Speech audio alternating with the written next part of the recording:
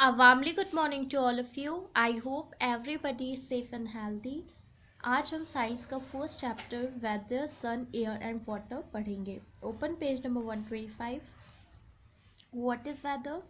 Our first topic is weather. Weather is the day-to-day condition of the atmosphere of a place at a given time. यानी कि weather क्या होता है, हमारी day to day condition होती है atmosphere की, किसी भी जगह की उस समय जो भी एटमॉस्फेयरिक कंडीशन होती है वो क्या कहलाता है, उसका वेदर कहलाता है. ओके. आफ्टर दैट वेदर जो है cloudy, stormy, claim, Sunny, windy और ह्यूमिड हो सकता है. नेक्स्ट वेदर एंड द सन, यानी कि हमारा जो वेदर है, मौसम है, और उस पर सन का क्या इफ़ेक्ट होता है. आपने प्रीवियस चैप्टर्स जो हैं उसमें पढ़ा है कि अर्थ जो है अपनी जगह पर रोटेट होती है, अपनी ही एक्सिस पे अर्थ रोटेट होती है, जिसके कारण क्या होता है, डे और नाइट कॉज होती है.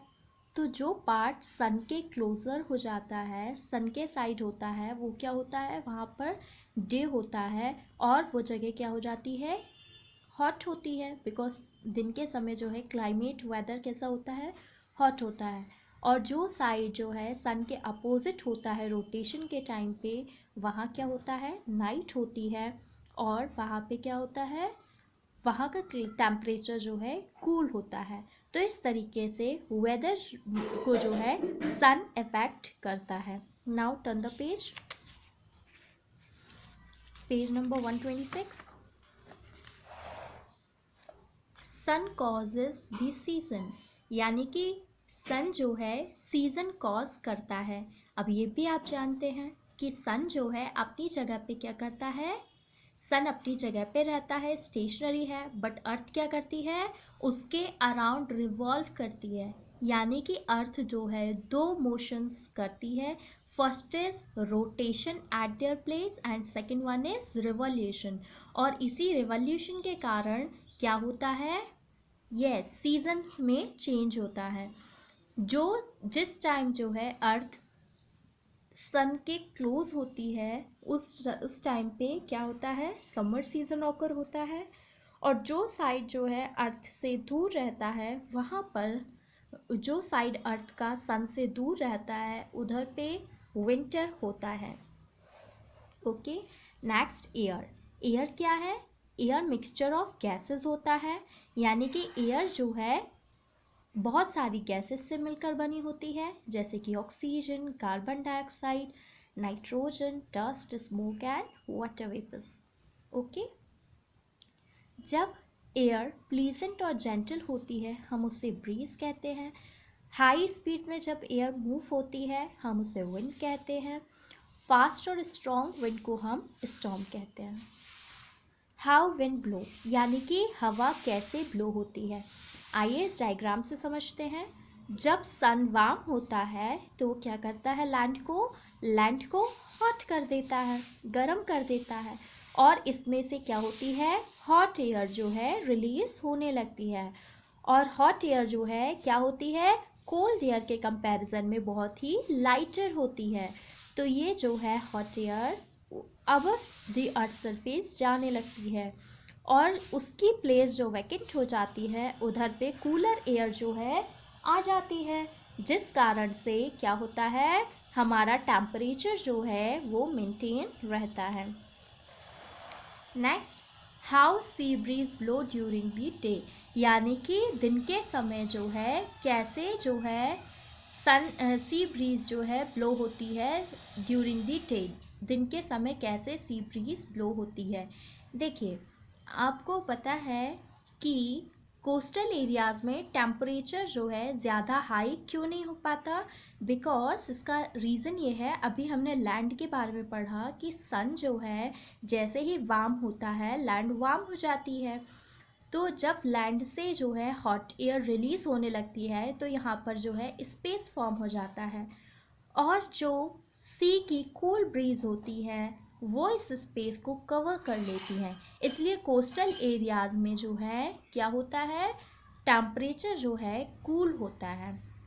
Next, how land breeze blow during the night, यानी कि अब लैंड ब्रीज जो है किस तरीके से सी ब्रीज के पास जो है वहाँ जाती हैं। ये आपको पता है, ये एक फैक्ट होता है कि वाटर जो है वो जल्दी से ठंडा नहीं होता, वार्म रहता है एज कम्पेयर टू लैंड। तो सी वाटर जो है जब वो बहुत ही ज़्यादा वार्म हो जाता है नाइट के समय, क्या होता है फिर वो दिन भर वार्म अप हो के ये क्या हो जाता है, सी वाटर वार्म हो जाता है। तो नाइट के समय जब जो है इसमें से हॉट एयर रिलीज होती जाती है, land as compare to water जल्दी ठंडी हो जाती है। तो ये कूल ब्रीज जो है उस जगह को जो है कूल करने लगती हैं और हॉट एयर रिलीज हो जाती है। इस तरीके से जो है लैंड ब्रीज जो है रात के समय ब्लो होती है और दिन के समय क्या होता है, सी ब्रीज ब्लो होती है। Okay, now turn the page.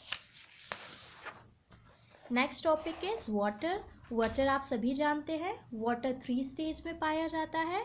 First is solid, second one is liquid and third one is gas. अब आपको पता है जब भी आपके वेट क्लोथ्स होते हैं यानी कि गीले कपड़े होते हैं, आप उन्हें सुखाते हैं तो क्या होता है, वो सन के प्रेजेंस में होकर वो विंड के प्रेजेंस में क्या हो जाते हैं, उसमें से जो वाटर होता है वो एवापोरेट हो जाता है ना। यानी कि वो जो वाटर वेपर फॉर्म में पानी चला जाता है उसी को हम क्या कहते हैं, एवापोरेशन कहते हैं। Okay, the process of water changing into water vapour on heating is called evaporation. यानी कि पानी का वाटर वेपर में चेंज होना हीट के कारण, इसको हम क्या कहते हैं, एवापोरेशन कहते हैं।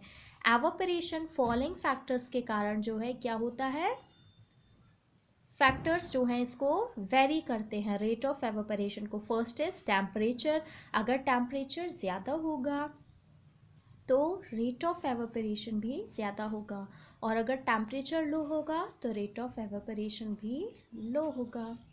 आप समझ सकते हैं समर के टाइम पे एवापोरेशन ज़्यादा जल्दी होता है, यानी कि आपके क्लोथ्स जल्दी सूखते हैं, और ठंडी के समय उसको टाइम लगता है क्योंकि टेम्परेचर लो होता है। Second, wind. विंड क्या होता है, stronger wind the higher the rate of evaporation. अगर विंड स्ट्रॉन्गर होगी तो रेट ऑफ एवापोरेशन भी हायर होगा। ह्यूमिडिटी, ह्यूमिडिटी ज़्यादा होगी तो एवापोरेशन कम होगा। तो 3 factors are temperature, wind and humidity. Next is condensation and precipitation. What is condensation? Yes, condensation and precipitation, देखिए आपको एक एग्जाम्पल दिया हुआ है। अगर आप जो है कोल्ड ड्रिंक की बॉटल रखते हैं तो आप क्या ऑब्जर्व करते हैं, कंडेंसेशन प्रोसेस के कारण क्या होता है, इसके बाहर जो है वाटर ड्रॉपलेट्स जो हैं वो फॉर्म हो जाती हैं। तो ऐसा क्यों होता है? यस, क्योंकि जो अभी हमने पढ़ा कि एवापोरेशन में जो है वाटर ड्रॉपलेट्स जो हैं वाटर वेपर्स के फॉर्म में एयर में मिक्सड हो जाता है। लेकिन जो कंडेंसेशन होता है तो वही वाटर ड्रॉपलेट्स जो हैं क्या होती हैं, इसमें स्टिक अप हो जाती हैं। ठीक है, वाटर ड्रॉपलेट्स जो हैं इसमें स्टिक अप हो जाती हैं, और यही सेम रीज़न है जिस तरीके से क्लाउड फॉर्म होते हैं। तो what is condensation? The process of water vapour changing into water on cooling is called condensation. यानी कि वाटर वेपर का वापस वाटर में चेंज होना कूलिंग होने के कारण उसको हम कंडेंसेशन कहते हैं। वाटर साइकिल, वाटर साइकिल आपने प्रीवियस सेमेस्टर्स में पढ़ा भी है। आइए हम इसको फिर से डायग्राम के थ्रू समझ लेते हैं। जो ओशियन और लेक का वाटर होता है स्ट्रीम्स का, वो क्या होता है, सन की गर्मी के कारण क्या होता है, एवोपरेट हो जाता है। बाद में यही वाटर ड्रॉपलेट्स क्या होते हैं, कंडेंस हो जाते हैं, यानी कि जम जाते हैं इकट्ठे होकर ये वाटर वेपर्स। आफ्टर दैट जब ये बहुत ही ज़्यादा हैवियर हो जाते हैं, thousands of the water vapours जो हैं जब वो कंडेंस हो जाते हैं तो वो क्या हो जाते हैं, वो फिर प्रेसिपिटेट होकर जो है वो पानी जो है बरसा देते हैं और वापस ये ग्राउंड पे आ जाता है। तो इस तरीके से वाटर साइकिल जो है कंटिन्यूसली चलती रहती है। अब आपको यहाँ पे कुछ फॉर्म्स दी हुए हैं, जैसे देखिए ड्यू। ड्यू क्या होता है, ड्यूरिंग विंटर, सर्दियों के समय जो वाटर वेपर्स जो हैं एयर में जो हैं कंडेंस होते हैं to form a tiny drops of water, वो छोटे छोटे ड्रॉप्स जो हैं वाटर के बना लेते हैं। दैट कैन बी सीन और विंडो पेन्स ऑन लीव्स, आपने देखा होगा पत्तियों में या ग्राउंड्स में जो छोटे छोटे से ड्रॉप्स जो हैं पानी की बूंदें आपको दिखती होंगी, उनको हम क्या कहते हैं, ड्यू कहते हैं। Next fog. फॉग क्या होता है, आपने कोल्ड के सर्दी के समय मॉर्निंग या नाइट में देखा होगा, वाटर वेपर जो है एयर में कंडेंस हो जाते हैं डस्ट पार्टिकल के साथ मिलकर ग्राउंड के पास, उसको हम क्या कहते हैं, फॉग कहते हैं। Next hello. हेल क्या होता है, कुछ sometimes when the rain drops passes through a very cold air, जब रेन ड्रॉप्स जो हैं क्या होती हैं, बहुत ही जो है कोल्ड एयर से निकलती हैं, तो वो क्या हो जाती हैं, फ्रीज हो जाती हैं, जम जाती हैं, जिसके कारण जो है हेल फॉर्म होता है। ये देखिए आपको पिक्चर्स भी दिए हुए हैं। ओके, तो इस तरीके से ये फॉर्म होता है। Now turn the page. Now next one is impurities of water. अब वाटर के बारे में आपने पढ़ा, लेकिन वाटर इम्प्योर भी हो सकता है, और उस इम्प्योर वाटर के कारण जो है हमें सेवरल टाइप की डिसीजेस हो सकती हैं, जैसे कि cholera, diarrhoea, typhoid, tapeworm infection and jaundice. Okay, तो हम उस वाटर को किस तरीके से प्योरीफाई कर सकते हैं। First process is boiling. हम पानी को उबाल कर 15 से 20 मिनट जो है अच्छे से उबाल कर हम उस पानी को प्योरीफाई कर सकते हैं, ताकि हमें जो उसमें इम्प्योरिटीज़ हैं वो रिमूव हो जाए। नेक्स्ट जो है, जो इनसॉल्युबल इम्प्योरिटीज़ हैं, यानी कि जो उसमें जमी हुई मतलब घुल नहीं सकती, ऐसी इम्प्योरिटीज़ को हम कैसे अलग कर सकते हैं। अब पानी को थोड़ी देर किसी भी कंटेनर में रख दीजिए, आप देखेंगे कि उसके नीचे क्या होगा, थोड़ा सा जो इम्प्योरिटीज़ हैं वो सेटल डाउन हो जाएंगी नीचे। फिर आप उस तो इस प्रोसेस को हम क्या कहते हैं, सेडिमेंटेशन। और फिर आप उसमें से जो प्योर वाटर है आप उसको अलग कर लीजिए, और वो जो नीचे इम्प्योरिटीज़ हैं उसको अलग कर दीजिए। उसी प्रोसेस को हम डिकेंटेशन बोलते हैं। Next is filtration. फिल्ट्रेशन जो है, फिल्ट्रेशन प्रोसेस में वाटर जो है सेवरल काइंड के फिल्टर से प्रोसेस होके जाता है, और सारी इम्प्योरिटीज़ और सस्पेंडेड पार्टिकल्स जो है इससे सेपरेट हो जाते हैं, और जो पानी इससे हमें मिलता है वो बहुत ही ज़्यादा क्लीन होता है। क्लोरीन टैबलेट्स का यूज़ करके भी हम वाटर को सही तरीके से क्लीन कर सकते हैं, ये जर्म्स को मारता है और सेफ़ होता है ड्रिंकिंग के लिए।